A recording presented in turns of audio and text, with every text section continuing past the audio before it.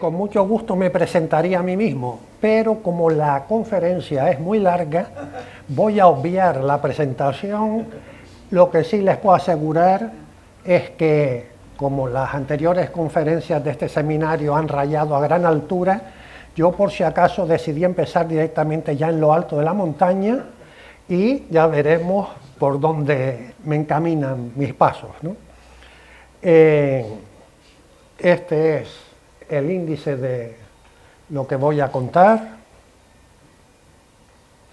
Y primero voy a poner unas imágenes para que quienes no conocen el personaje de Thomas Mann pues se hagan una idea. Aquí a la izquierda con 2 años, a la derecha con 6 años y su hermana Julia, la siguiente, con 2. Aquí está su hermano Heinrich, el escritor también, con 14 años, Thomas con 10, Julia con 8, Carla con 4. Y a la derecha, Thomas Mann a los 18. Aquí la típica foto de curso en el instituto, en el Catarineum, cuando tenía 14 años, acababa de entrar. A la izquierda, Armin Mertens, que fue su primer enamoramiento y que aparecerá en su novela Tonio Kroger bajo el nombre de Hans Hansen. Y a la derecha, su segundo enamoramiento, los dos mientras estaba ahí en el instituto, con 14 y 15 años respectivamente, William Timpe, que aparecerá en La montaña mágica bajo el nombre de Chivislav Hippe. Aquí Heinrich y Thomas, en la época en que estuvieron viviendo en Italia 1 año y medio, entre el 96 y el 98. Y a la derecha, un amor que tuvo alrededor de los 25 años, una relación que duró unos 3 años y pico, con el pintor y músico Paul Ehrenberg, que aparecerá bajo el nombre de Rudy en la novela Doctor Fausto. La siguiente, su esposa Katia, a los 18 años, es decir, cuando andaba estudiando matemáticas, era hija de un famoso matemático alemán. Ella estudió física y mates mientras pudo, ¿no?, por su condición femenina, ¿no? A la derecha, Thomas, el año de su boda, con 30 años, en el año 5, me parece que fue, ¿no? Thomas en 1912, la época de Katia en el sanatorio de Davos, donde se desarrolla la novela. Katia y sus 6 hijos en 1922 y Thomas Mann en 1924, cuando publica La montaña mágica. Y finalmente una imagen antigua, no sé de qué año exactamente, del sanatorio Wald en Davos, sanatorio que en la novela se llama Berghof, y unas páginas iniciales de La montaña mágica. Bien, unos breves datos biográficos. Nace el 6 de junio del 75 en Lübeck, una ciudad rica de la Liga Hanseática, con mucho comercio en la costa báltica. Su madre era brasileña, de familia de comerciantes alemanes, una familia católica, y ella pues tenía un cierto espíritu bohemio. El padre fue un senador de Lübeck, empresario de éxito, era luterano, pertenecía a la alta burguesía de la ciudad. Tuvo 4 hermanos, mayor que él Heinrich, menor Julia y Carla, y el más pequeño Víctor. Entró en el colegio a los 7 años, allí estuvo otros 7, y en el instituto estuvo del 89 al 94. Fue un estudiante mediocre que no logró el título de bachiller. En el 89-90 es cuando se enamora de Armin Martens y en el 90-92 de William Timpe. En el 91 muere el padre, la familia se traslada a Múnich. En el 94 lee a Nietzsche, se fascina por él, a través de Nietzsche llega también a Schopenhauer. En el 96, consciente ya de que sus tendencias homosexuales no tienen porvenir social, quema sus diarios de adolescencia para borrar las huellas. En el 96 y 97 su hermano Heinrich lo invita a irse con él a Italia. Del 99 al 03 mantiene esa relación amistosa, amorosa con Paul Ehrenberg. En 1901 publica Los Buddenbrook, que tuvo gran éxito. En el 5 se casa con Katia. Tienen 6 hijos: Erika, Klaus, Golo, Mónica, Elizabeth, Michael. Erika se dedicó al teatro, Klaus a escribir, Golo fue historiador. En el 9 escribe Alteza Real, una novela breve, y en el 12 Muerte en Venecia.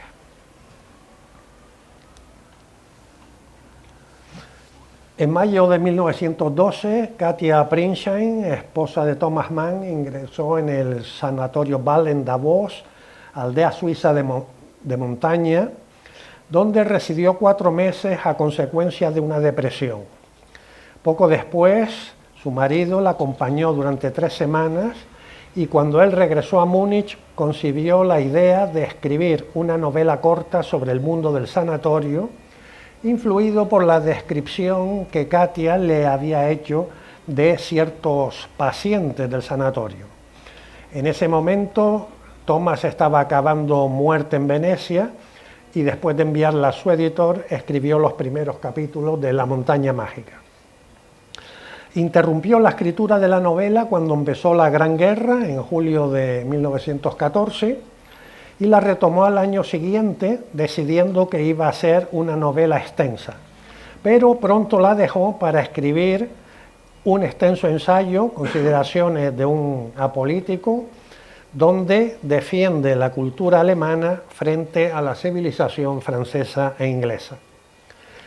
En 1920 retornó a La montaña mágica con la idea de convertirla en una obra de arte total, según el modelo de las óperas de Wagner, lo que se tradujo en su caso en introducir en el texto extensas discusiones sobre historia, filosofía, política, literatura y teología.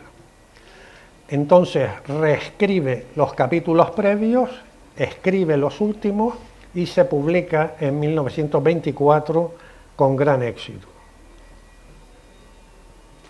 Bien, voy a hacerle un rápido repaso por si hay gente que no se ha leído, no ha hecho los deberes, lo que cuenta la historia, ¿no?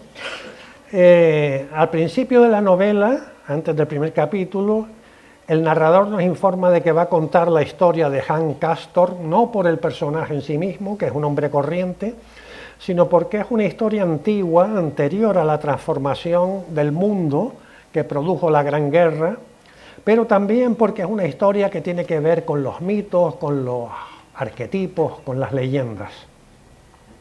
El primer capítulo narra las reflexiones de Hans Castorp, ingeniero naval de 23 años, que antes de incorporarse a su primer trabajo en un astillero, va a visitar a su primo Joaquín a un sanatorio para tuberculosos, donde lleva internado 5 meses.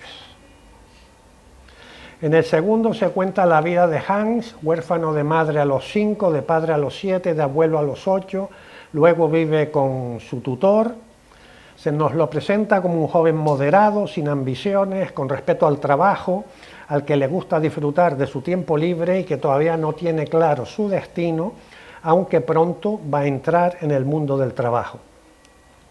En el tercero entran en escena algunos personajes importantes del sanatorio: Behrens, el director médico, Krokowski, el subdirector y psicoanalista, Settembrini, un literato humanista italiano. Con ellos y con Joaquín mantiene Hans conversaciones sobre la salud, la muerte y el tiempo, que son temas que perdurarán a lo largo de toda la novela. Toma ya buena nota de la presencia de Claudia Chochat, una rusa casada de vida libre que pasa su tercera temporada en el sanatorio. En el cuarto, ambos primos y Settembrini mantienen conversaciones sobre la enfermedad, los efectos del clima, la vivencia del tiempo y los beneficios de los viajes. Asiste a una de las conferencias quincenales de Krokowski sobre las relaciones entre el amor y lo patológico, donde cuenta las 1001 noches del amor como si fuese una Scheherazade que nunca acaba de contar. Hans se resfría y Behrens le diagnostica anemia y posible tuberculosis. Le sugiere 6 meses de estancia para recibir tratamiento. En el quinto se describe la adaptación de Hans a la vida de enfermo y su enamoramiento de Claudia. Amor que le lleva a conversar con Behrens para aprender anatomía y fisiología humana. Se dedica a estudiar medicina y ciencias diversas. Los primos se prestan voluntarios para visitar a los pacientes terminales. En la fiesta de carnaval, Hans declara su amor a Claudia. Ella se va a Rusia al día siguiente, pero le dice que volverá. En el sexto aparece Nafta, un judío converso, intelectual, jesuita, de ideología totalitaria, antagonista de Settembrini en cáusticos debates sobre historia, filosofía, política y literatura. Joaquín, aún enfermo pero cansado del sanatorio, vuelve a su regimiento. Hans recibe el alta pero decide quedarse esperando a Claudia. Vive una experiencia casi mortal bajo una tormenta de nieve. Joaquín regresa un año después y muere. En el último capítulo regresa Claudia 2 años después de irse, acompañada de Peppercorn, un millonario colonial neerlandés, sexagenario y vitalista. Hans le habla a Claudia de su pasión y de su espera. Peppercorn y Hans se amistan y conversan sobre su amada común. Ante su grave estado, Peppercorn se suicida y Claudia se marcha para siempre. Hans se refugia en la música y asiste a sesiones de espiritismo. Nafta desafía a duelo a Settembrini y se suicida. Estalla la Primera Guerra Mundial y Hans se alista. La montaña mágica es una novela de iniciación. El héroe pasa por la enfermedad, por el peligro de muerte, para llegar a alcanzar la gran salud. El modelo de este tipo de novela en la literatura alemana es la obra de Goethe, Los años de aprendizaje de Wilhelm Meister, escrita en el 1796. Otros autores y obras cuya influencia en la montaña mágica se ha señalado son Henri Bergson, autor de Los datos inmediatos de la conciencia y de Duración y simultaneidad, así como Edmund Husserl, especialmente en su obra Ideas de 1913. En ambos autores juega un papel importante la distinción entre el tiempo físico y el tiempo vivido o duración. Pocos años después de la conmoción cultural que había supuesto la teoría de la relatividad especial de Einstein en 1905, con la ruptura de los conceptos de tiempo absoluto y de simultaneidad, Thomas Mann se propuso escribir una novela sobre el tiempo. Y precisamente por eso, como me apetecía hacer algo no solo filosófico, sino también literario, fue por lo que elegí hablar sobre esta novela, ¿no? En la novela, el narrador se dirige al lector con cierta frecuencia para contarle cosas o plantearle dudas y preguntas. Le advierte, por ejemplo, que la narración realiza el tiempo, que son las palabras que narran las acciones las que determinan su temporalidad. Distingue entre tiempo externo, el que se tarda en contar una historia, leerla o oírla, y el tiempo interno, que es el que transcurre en la historia contada. Luego el narrador nos señala la relatividad del tiempo interno.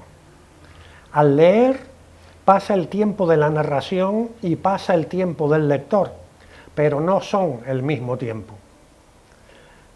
Narra las 3 primeras semanas en 230 páginas, de los capítulos 1 al 4.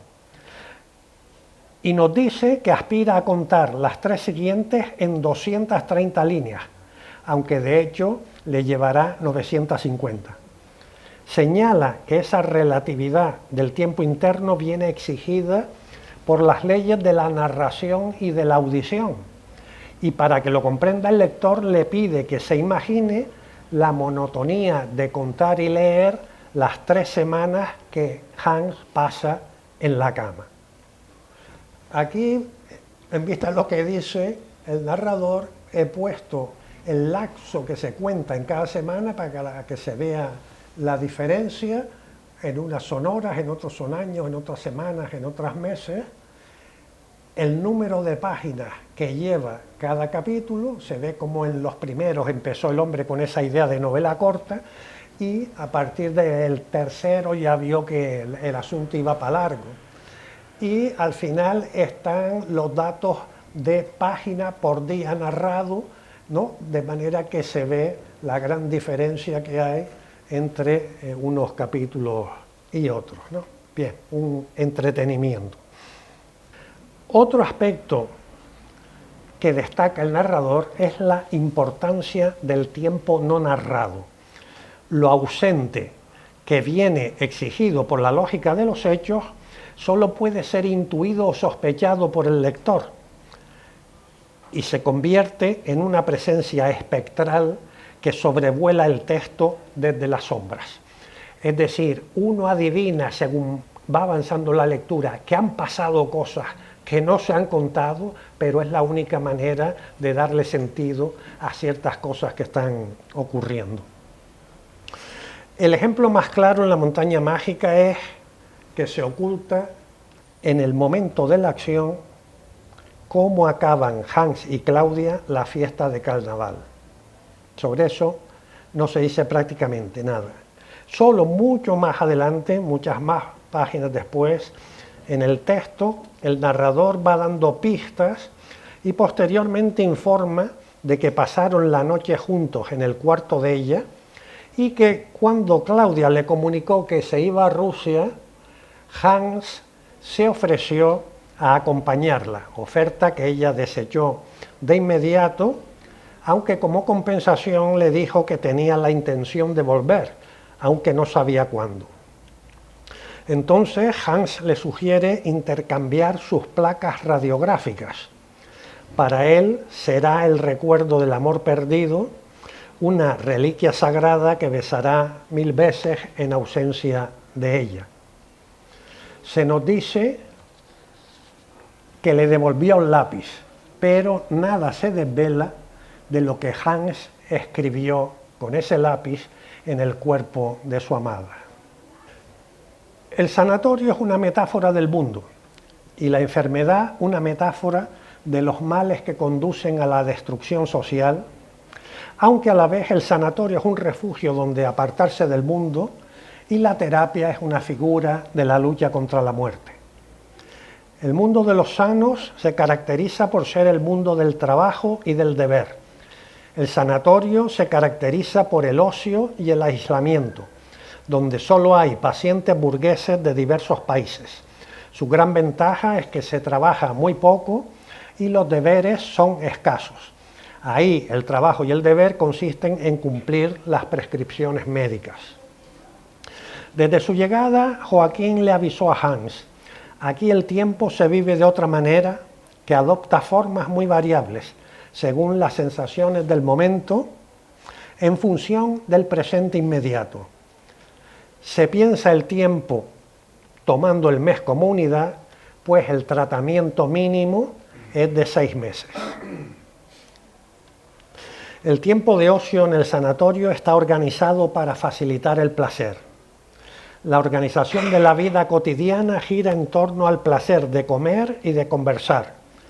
Se empieza con el desayuno a las 8 y se termina con la cena, que se sirve a las 7 de la tarde. El comedor es el centro de la actividad social. Hay 7 mesas de 10 comensales distribuidos según la lengua y la geografía. La bebida se halla disponible de la mañana a la noche. El flirteo es una actividad habitual y se vigilan los idilios actuales o posibles para convertirlos en tema de tertulia. Hans, poco experto en sexo, ve su primera noche perturbada por los juegos eróticos de una pareja rusa. Siente pudor, se ruboriza y justifica el traqueteo pensando que son un matrimonio al fin y al cabo. Otro placer corriente, especialmente para Hans, es el fumar. Para él es el postre de las comidas y le da ocasión de aislarse y pensar en soledad. En el sanatorio se celebran las fiestas tradicionales como Navidad y Carnaval, pero también los cumpleaños y las despedidas. Es decir, que fiestas no faltan. Los amantes de la lectura disponen de una biblioteca bien surtida. Las concurridas charlas quincenales del doctor Krokowski dan tema para conversaciones y debates sobre el amor. Algunos fines de semana hay conciertos y también son habituales los paseos por senderos de montaña y las compras en las tiendas del pueblo. El narrador cuenta que la medicina no es solo curación, también es un negocio constituido en sociedad anónima. Sus clientes son los 50 o 60 enfermos pulmonares que acoge normalmente el sanatorio. La política de la institución es que nadie está totalmente sano. Beren y Korowski ejercen no solo de médicos, sino también de publicistas para persuadir a los pacientes de que prolonguen su estancia. A Hans, cuando llega de visita, el doctor Behrens le diagnostica una anemia y le informa de que tiene buena madera para enfermo. Más adelante le confirmará: desde que lo vi, supe que usted era uno de los nuestros. Indaga en los antecedentes familiares de Hans para encontrar una justificación y convencerlo de que tiene una predisposición familiar a la enfermedad. A Thomas Mann, por ejemplo, cuando aprovecharon la visita que hizo a Katia para recomendarle que se quedara 6 meses, pero él, que se ve que era listo, no aceptó de ninguna manera, ¿no?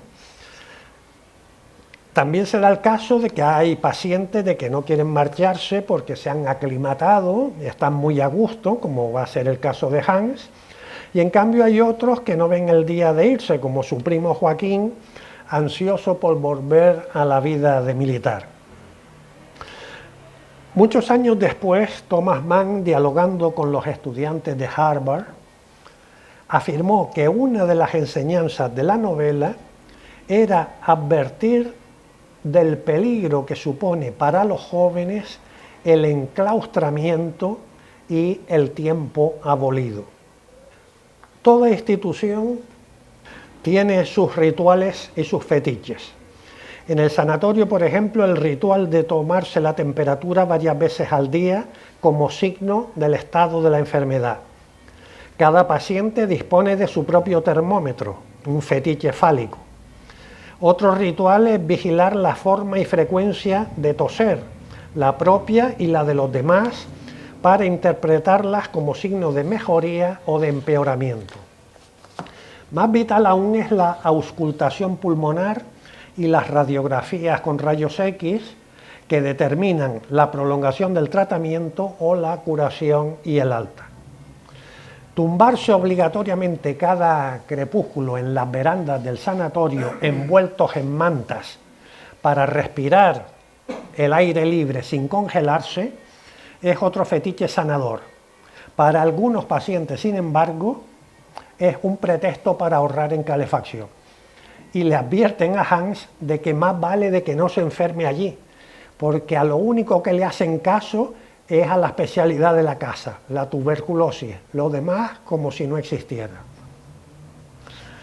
Un ritual cotidiano es también el reparto del correo, que significa la conexión de cada paciente con el mundo que ha dejado atrás y al que no sabe si volverá.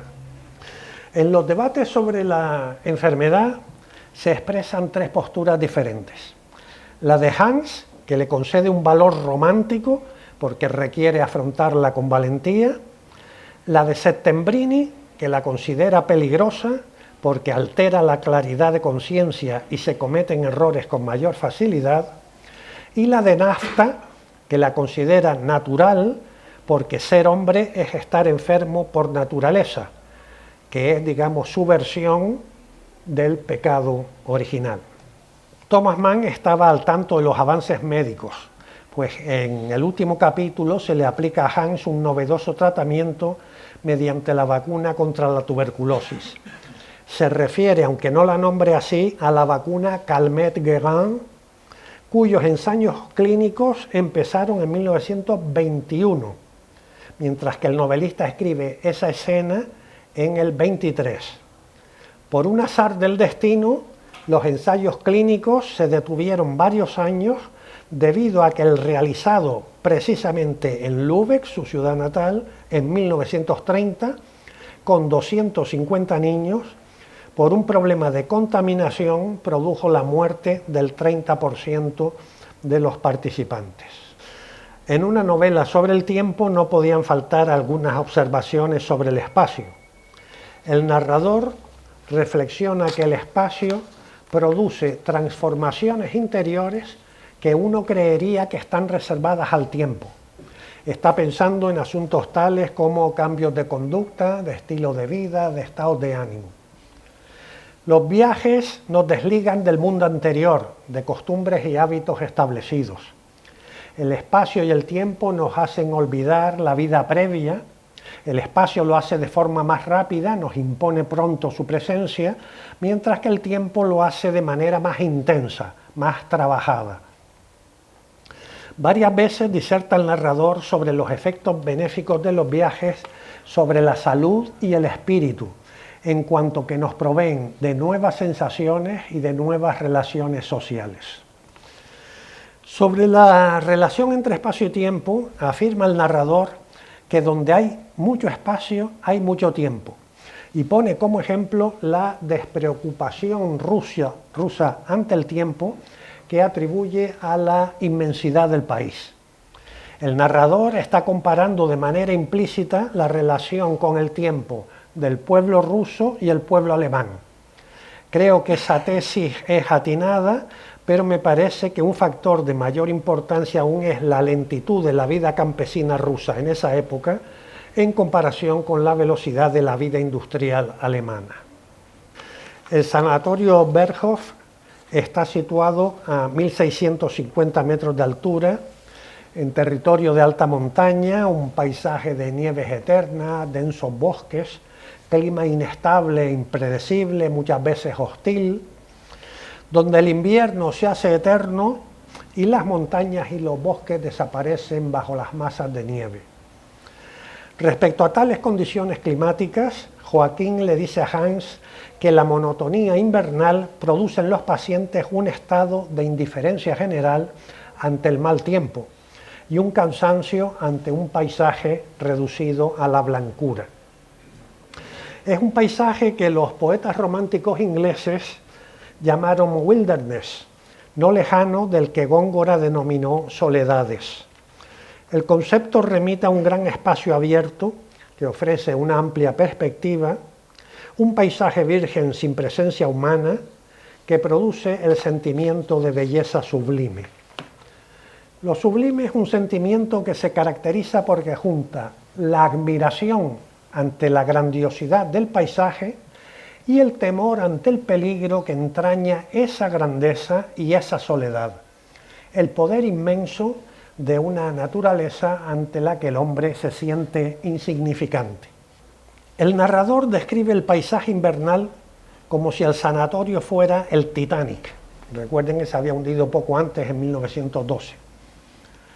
Rodeado de niebla y a punto de chocar no con icebergs, sino con montañas congeladas. Es un ambiente tan inhóspito que hay que bajar los cadáveres del sanatorio al cementerio de la aldea en trineos arrastrados sobre la nieve. Esto me pareció una de las imágenes más bellas de la novela, ¿no? Imaginarse la distancia, que no era muy grande, pero son, digamos, 200 metros, donde los cadáveres, los féretros con los cadáveres van esquiando en slalom para bajar la gran pendiente que hay entre el sanatorio y el pueblo, ¿no? En ese paisaje tendrá Hans una experiencia decisiva en su vida, la experiencia de lo sublime. Emprende en solitario una excursión y, atraído por la belleza de la montaña, asciende sin los preparativos adecuados. De repente se desata una tormenta de nieve que lo asusta cuando, en medio del frío, del viento helado y de la niebla cegadora, comprende que se ha perdido y que se halla en peligro de muerte. Camina sin rumbo hasta que, agotado, se duerme tirado en la nieve junto a una cabaña en la que no puede entrar, y al despertar la tormenta ha pasado. Interpreta el sueño que ha tenido como que el ser humano, en nombre de la bondad y del amor, no debe dejar que la muerte reine sobre su pensamiento. Esto es uno de los grandes leitmotiv de la novela. Desde el primer capítulo, Joaquín le cuenta a Hans su vivencia del tiempo en el sanatorio. Allí el tiempo no pasa porque todos los días se parecen mucho entre sí. Sentir que el tiempo pasa deprisa o despacio es algo muy subjetivo, relacionado con circunstancias muy concretas.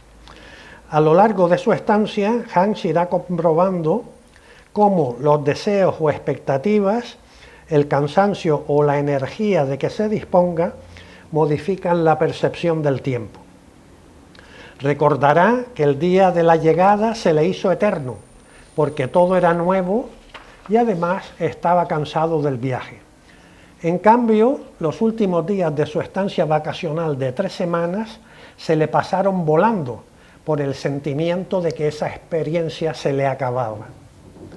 Los 7 minutos de la primera vez que se puso el termómetro se le hicieron eternos por el ansia de saber el resultado.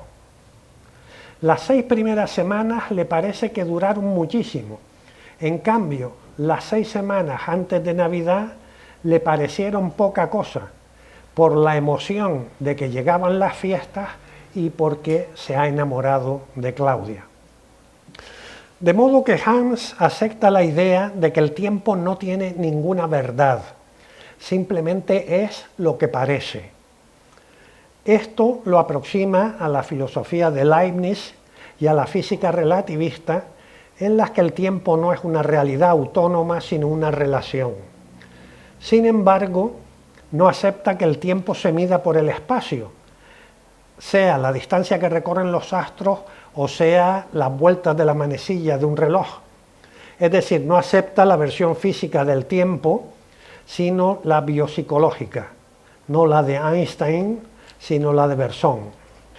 El narrador hace entonces una digresión sobre el tiempo que inicia señalando que la conciencia de la duración es la forma de vivencia del tiempo. La duración se halla unida al sentimiento de vivir. La vida estable oxida el alma porque nos quita conciencia, actuamos de modo automático. Según la creencia popular, la monotonía produce hastío y el tiempo se alarga, mientras que la novedad produce interés y el tiempo se acorta. Pero según el narrador, a veces es así y a veces sucede lo contrario. Dependiendo de que nuestra perspectiva y nuestra expectativa sea a corto plazo, en cuyo caso se cumple la creencia popular, o de que sea a largo plazo, en cuyo caso ocurre lo contrario, porque la costumbre debilita o anula la conciencia del tiempo, que es lo que les ocurre a los huéspedes de larga estancia en el sanatorio. Expone que la niñez es lenta porque se viven muchas experiencias nuevas. En cambio, la vejez es rápida porque hay pocas experiencias nuevas y además se tiene conciencia de que el tiempo propio se acaba. Cambiar de país, de trabajo, de forma de vida rejuvenece, porque se vive con mayor intensidad. El narrador pone el ejemplo de las vacaciones. Los primeros días pasan lentos, los últimos pasan rápidos. Cuando se vuelve a casa, los primeros días pasan lentos, pero pronto volvemos a los días rápidos porque estamos en nuestro lugar habitual. Esto explica que los años ricos en experiencia pasan más lentos y se depositan más contenidos en la memoria. Los cambios dan amplitud y solidez a la experiencia vital, porque quien ha llevado siempre la misma vida tiene unos horizontes más restringidos para comprender otros modos de vida alternativos. La juventud es tiempo de libertad, de búsqueda de la autonomía, lo que requiere mucha experimentación para llegar a saber qué quieres y qué no quieres para tu vida. Al principio del capítulo 6, el narrador entra en cuestiones metafísicas y se pregunta si el tiempo es real y si es algo natural, es decir, si es empírico y si tiene una naturaleza propia. Hace notar que no tenemos un sentido interno del tiempo, o sea, sabemos que el tiempo pasa, pero no conocemos su magnitud. La magnitud depende de referencias externas, como los movimientos astronómicos o los relojes, es decir, de cuerpos que se mueven en el espacio. Considera que el tiempo es una condición de los fenómenos. Todos los fenómenos tienen una cierta magnitud temporal, lo que nos permite compararlos entre sí. Finalmente se pregunta, ¿habría movimiento sin tiempo? Aristóteles en su física se lo había planteado y había respondido que no. Y lo mismo a la inversa, no puede haber tiempo sin movimiento. También se pregunta, ¿es el tiempo una función del espacio? ¿Es el espacio una función del tiempo? El narrador responde a la manera de Bersón. Aunque espacio y tiempo puedan medirse el uno al otro, tienen naturalezas distintas. A continuación se interroga, dada su estrecha relación, ¿acaso son lo mismo? Aristóteles también se hizo esta pregunta y concluyó que no. El narrador prosigue afirmando que lo que podemos constatar empíricamente es que el tiempo es activo, que produce cambios. Vemos que la hora no es igual que el entonces, que el aquí no es el allí.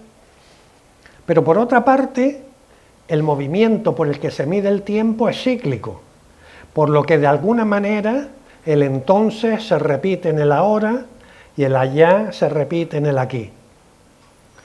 Como no podemos imaginar que el espacio tenga límites ni que el tiempo tenga un principio o un final, la consecuencia es que creemos que el espacio es infinito y que el tiempo es eterno. El narrador señala la oposición entre la idea filosófica de la vida como tiempo y la idea religiosa de la vida como eternidad. Para la teología cristiana, la vida mundana es falsa. Solo la vida celestial es verdadera. Por eso el narrador afirma que la idea de que el mundo tenga un final solo puede concebirse desde una perspectiva religiosa, es decir, desde la creencia en que existe otro mundo. Recuerda que algunos teólogos medievales sostuvieron que el tiempo era una ilusión de los sentidos, porque lo que nos dice el sentido común es que vivimos en un presente permanente. Recuerda también que Agustín de Hipona escribió en las Confesiones que el tiempo solo se puede experimentar en presente, que es un instante sin duración. Es nuestro espíritu el que con su memoria extiende el tiempo. Memoria del pasado, atención al presente, expectación de futuro. Finalmente, el narrador declara que su postura sobre el tiempo consiste en considerarlo un misterio sin realidad propia y que es omnipotente porque produce todo lo que hay.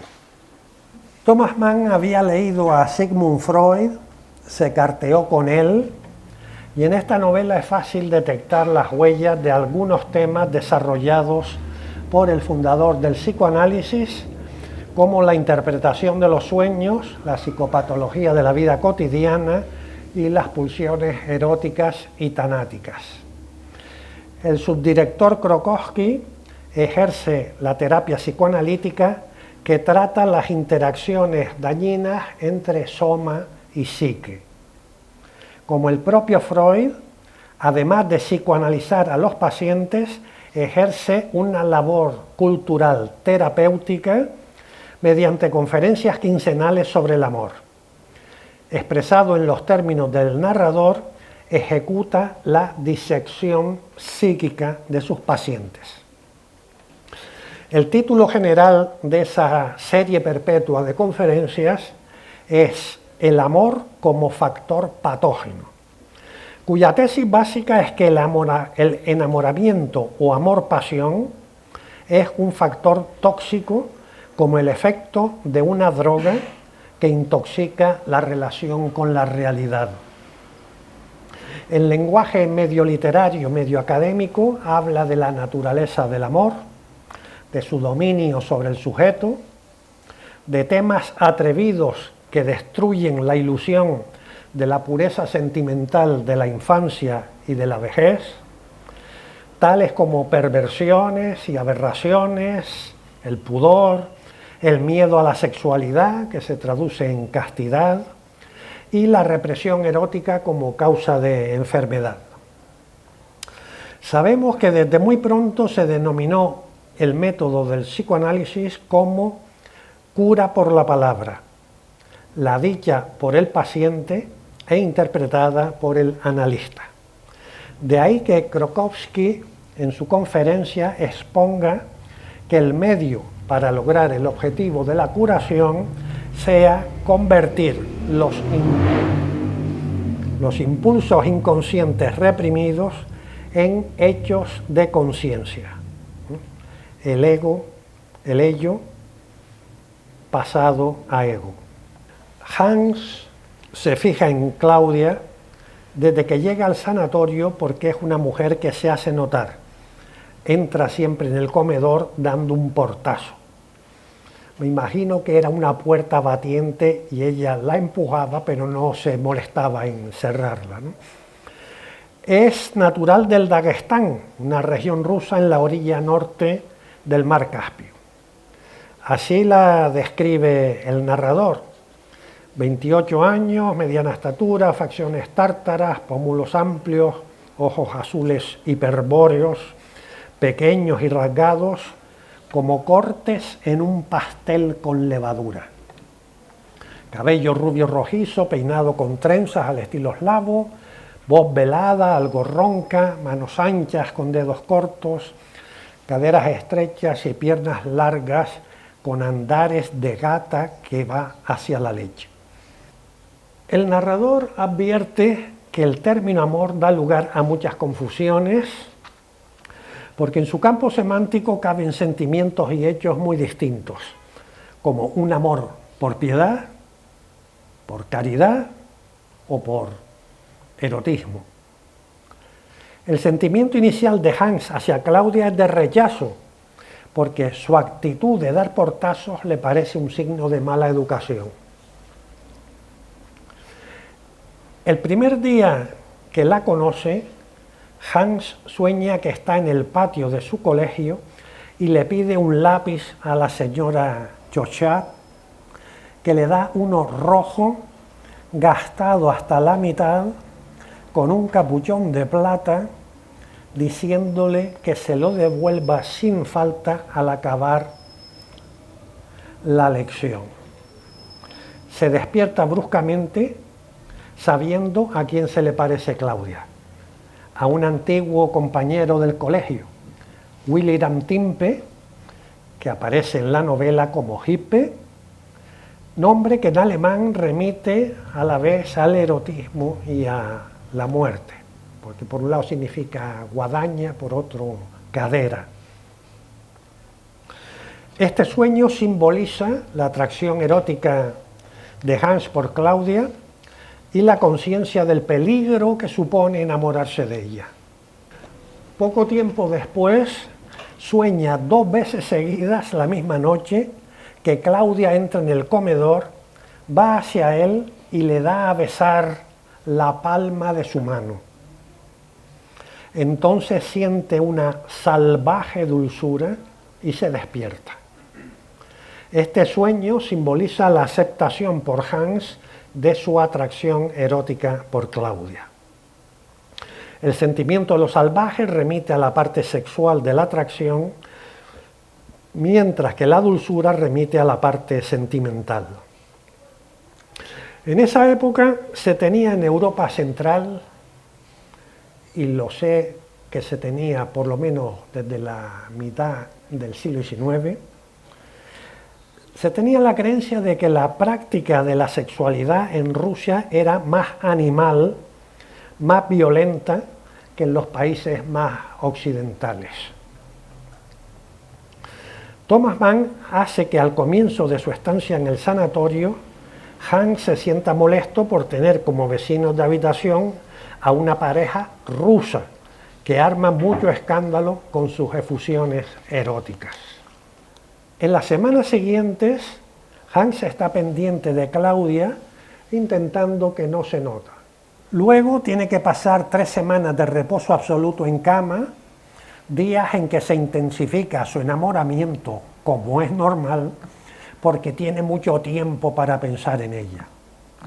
A la fiebre corporal se añade la calentura emocional, se encuentra constantemente alterado, inquieto, no paran de ocurrírsele locuras, es decir, acciones irrealizables, pero placenteras de imaginar, sobre todo si estás en la cama. A veces se figuran los dolores que le puede acarrear el enamoramiento. Otras muchas siente alegría por minucias, debido a su estado de excitación. Cuando ya hace vida normal, escucha el chisme de que Claudia ha sido amante del director Behrens en alguna de sus estancias anteriores. Siente unos celos comedidos que le llevan a mantener conversaciones con el doctor para sonsacarle información sobre Claudia. Celos que se simbolizan en el retrato que Behrens ha pintado de Claudia, cuya piel lo deslumbra y escudriña al detalle.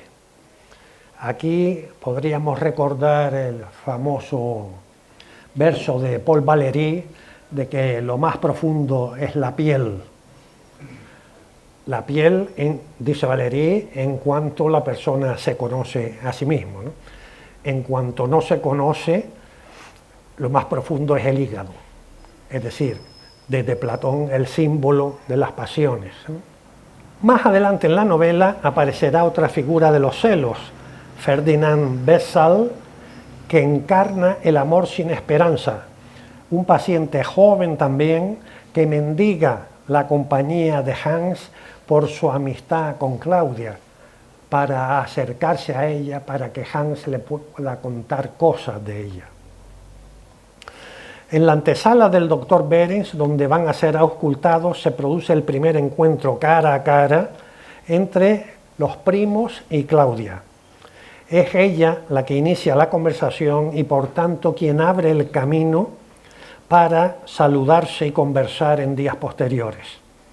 A partir de este momento, Hans empieza a dejar entrever sus sentimientos a los demás. Hans lleva 7 meses en el sanatorio cuando llega el martes de carnaval. Se organiza una fiesta y al acabar la cena, en la que una parte de los pacientes se disfraza, se bebe y se ríe en abundancia, se inventan juegos y todo el mundo se tutea. En esa época el tuteo así general se ve que era una cosa que indicaba espíritu fiestero. Hans inicia una conversación con Claudia con la excusa de pedirle un lápiz. Como ven ustedes, el lápiz aparece mucho en la novela, ¿no? Ella se lo presta, le informa de que al día siguiente se va al Daguestán y le recrimina que haya tardado tanto en acercarse a ella. Hablan en francés todo el rato sobre la libertad, el amor, el cuadro de Behrens y la moral. En francés porque es la langue de l'amour, ¿no? La lengua del amor tradicionalmente. Cuando los últimos fiesteros se están retirando, ella, en el momento de irse, le recuerda que tiene que devolverle el lápiz y se retira a su habitación.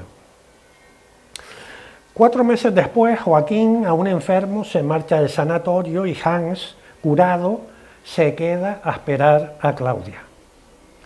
En este punto el narrador interviene para señalar que la espera consiste en percibir la duración como un obstáculo, es decir, la vivencia de un tiempo de insatisfacción.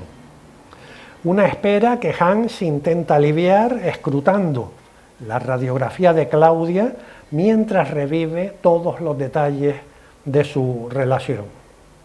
Casi 2 años después de irse, Claudia regresa con su amante Peppercorn. Hans queda fascinado por la personalidad de su rival, mientras que éste siente curiosidad por Hans, pues intuye que ha habido una relación previa entre él y Claudia. Ellos y algunos amigos más se lo pasan bien, de excursión, de farra continua, hasta que Peppercorn, muy enfermo, llama a Hans en una última conversación sobre Claudia y ambos expresan sus celos retrospectivos por los amantes que ella ha tenido. Tras esa conversación de camaradería masculina entre 2 amantes unidos por una mujer, Hans decide renunciar a Claudia por amistad y respeto hacia su colega, lo que le exige un dominio constante de su pasión. Aprovecho una pequeña digresión para decir que en coreano hay una palabra específica, una expresión para nombrar a los hombres que han estado con la misma mujer. Ante las dudas de Hans sobre cómo tratar a Claudia, esta toma la iniciativa y emprende una conversación con él bajo el pretexto de pedirle un sello. Todo esto cuando ella ha vuelto después de 2 años, ¿no? Y como Hans no tiene sellos en el bolsillo, le pide entonces un cigarrillo, ¿no? Otro símbolo fálico. Lo del sello está más difícil de interpretar, por lo menos para mí. Él no logra contenerse y le expresa su profunda pasión y el tormento de su espera. Ella le explica el gran amor de Peppercorn por ella y que una mujer ama al hombre que la ama con pasión. Añade que quizás ha vuelto porque sabía que Hans la esperaba. Lo besa en los labios por sorpresa y le concede su amistad. Varias semanas después, Peppercorn, en estado casi terminal, se suicida y al día siguiente Claudia abandona el sanatorio para siempre convertida en una mujer rica y más libre.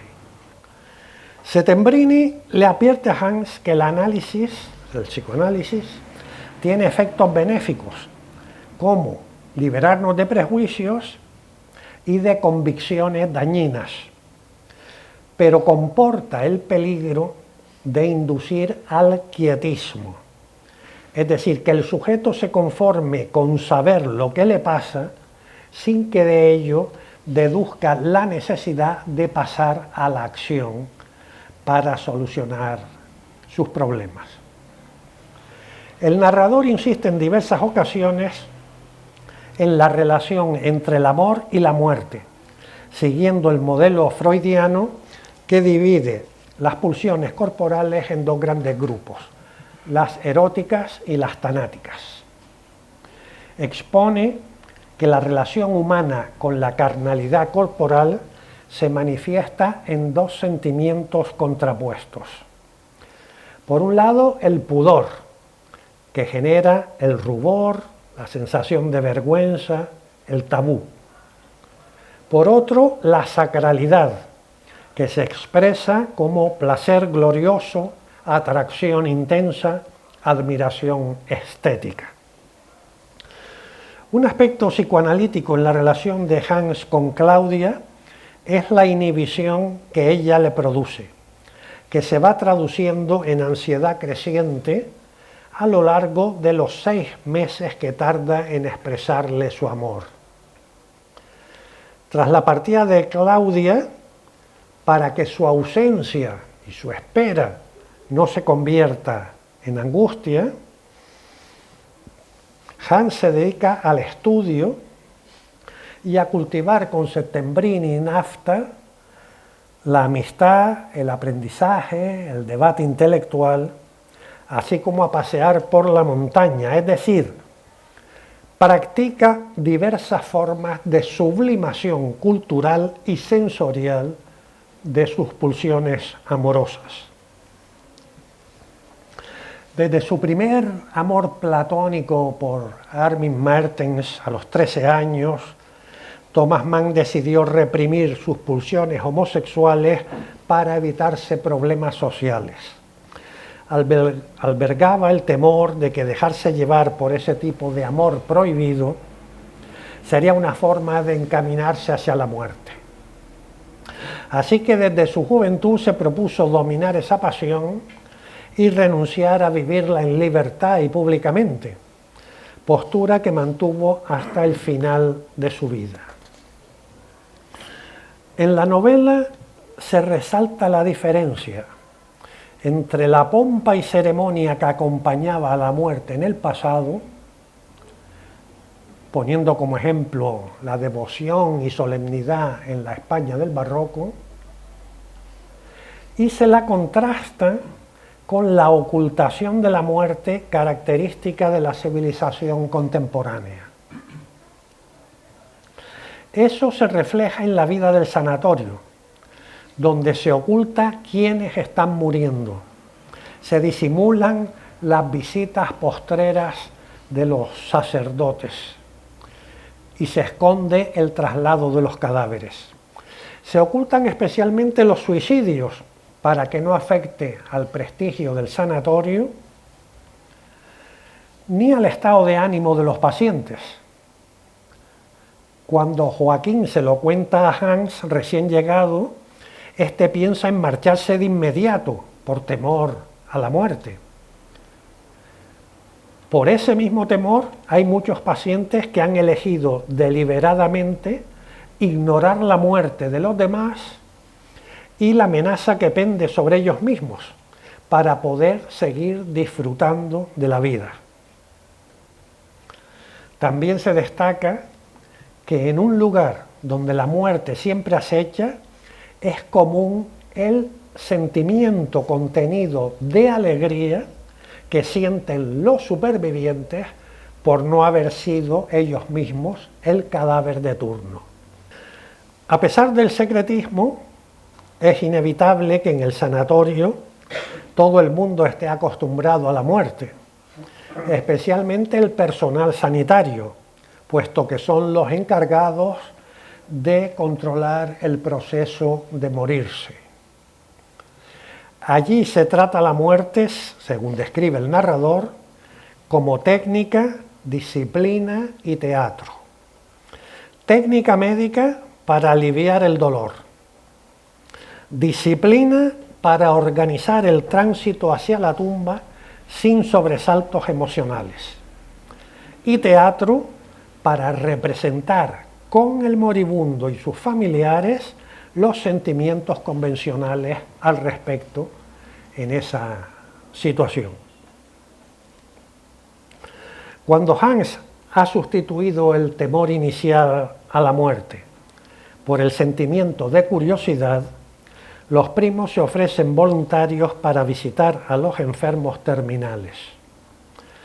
Se les advierte que el trato se les advierte a los primos, por los expertos en el asunto, que el trato continuado con los moribundos agudiza la sensibilidad.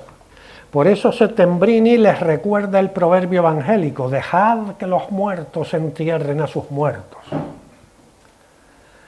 Los primos se sienten a gusto con esas obras de caridad, notan que les hace bien a los enfermos terminales. Para Hans y Joaquín es el aprendizaje de un aspecto decisivo de la vida. Se atreven como terapia a visitar el cementerio de Davos con una joven a la que le quedan pocas semanas de vida para que ella vea dónde va a descansar y así alivie su pena. Y cuando el propio Joaquín mucho después muere, la reflexión que el hecho le suscita es: se muere como se ha vivido. En su caso, como un soldado valiente, que por honor y sentido del deber se incorporó a su regimiento a pesar de no estar curado. La conclusión es que hay que afrontar la muerte teniendo presente que es la condición sagrada de la vida. En las primeras décadas del siglo XX, el espiritismo estuvo de moda entre la clase alta europea. El ritual de comunicarse con los muertos no remite solamente a recuperar el contacto con los difuntos queridos, sino también a conocer cómo es la otra vida y qué nos espera en el futuro, sobre todo cuándo vamos a morir. Tras la marcha definitiva de Claudia, Hans Castor asiste a algunas sesiones por entretenimiento y curiosidad, más que por ganas propias. Es un reflejo de la vida real de Thomas Mann, que durante un par de años acudió a sesiones con bastante más interés que su personaje. En la novela, Hans supone que en la mayoría de las veladas espiritistas lo que hay es superchería, pero da una explicación psicoanalítica para los casos de buena fe. Se trata de proyecciones inconscientes, visiones o mensajes que proceden de la propia mente de los participantes. Pueden proceder del inconsciente individual o del inconsciente colectivo, conceptos que habían puesto de moda en la psiquiatría teórica Sigmund Freud, el primero, hacia 1900, y Carl Jung, el de inconsciente colectivo, hacia 1916. El narrador reflexiona que hay dos caminos en la vida: el ordinario de la gran mayoría de la gente, basado en la moral del trabajo y el deber, y el camino peligroso de una minoría que en pos de su voluntad se arriesga a la muerte para lograr sus objetivos en la vida. Este segundo camino exige vencer el miedo a la muerte, lo que proporciona un estado de gran salud, porque permite vivir como si se fuese eterno y a la vez aceptando que la muerte forma parte de la vida. Cuando Thomas Mann comenzó La montaña mágica en 1912, soplaban ya vientos de guerra en Europa. Ese clima bélico se ve reflejado en el último capítulo, en el que diversas escenas retratan cómo se contagia la ira y la violencia en el sanatorio. Un antisemita se pelea con un judío, un grupo de rusos se enfrenta a un grupo de polacos, hay burlas generales sobre la inutilidad de la diplomacia. Escribió el capítulo cuando la contienda hacía un lustro que había terminado. El panorama europeo había cambiado sustancialmente tras la Primera Guerra Mundial. Habían caído 4 imperios: el alemán, el austrohúngaro, el ruso y el otomano. Tras la derrota de las potencias centrales, la posición política de Thomas Mann fue cambiando desde el nacionalismo imperialista que defendió antes y durante la guerra hacia la defensa de la República de Weimar a partir de 1922, especialmente por o gracias a la influencia de su hermano Heinrich, que era un socialdemócrata. En la novela, el propio Naphta, defensor del comunismo revolucionario, desafía a duelo a Settembrini, partidario de la democracia republicana. El suicidio de Naphta se ha interpretado como la destrucción del Partido Comunista Alemán tras los sucesos de enero de 1919, cuando fueron asesinados sus líderes, Karl Liebknecht y Rosa Luxemburgo. Uno de los agrios debates entre Naphta y Settembrini versó acerca de si la cultura humanista, la que viene desde Dante y Petrarca, se hallaba en progreso o había iniciado su decadencia. Settembrini la defendía como factor de libertad y progreso, mientras que Naphta la atacaba en tanto que anticuada, elitista y nihilista. El narrador advierte que es un error creer que las ideas no llevan a la guerra, que no producen efectos letales, sino que se quedan en meras palabras. En cierto momento se contrapone la piedad y paciencia de las civilizaciones orientales respecto al sufrimiento con la voluntad occidental de aminorarlo mediante el progreso. Sin embargo, la guerra había mostrado la explotación del conocimiento tecnocientífico para la destrucción del enemigo.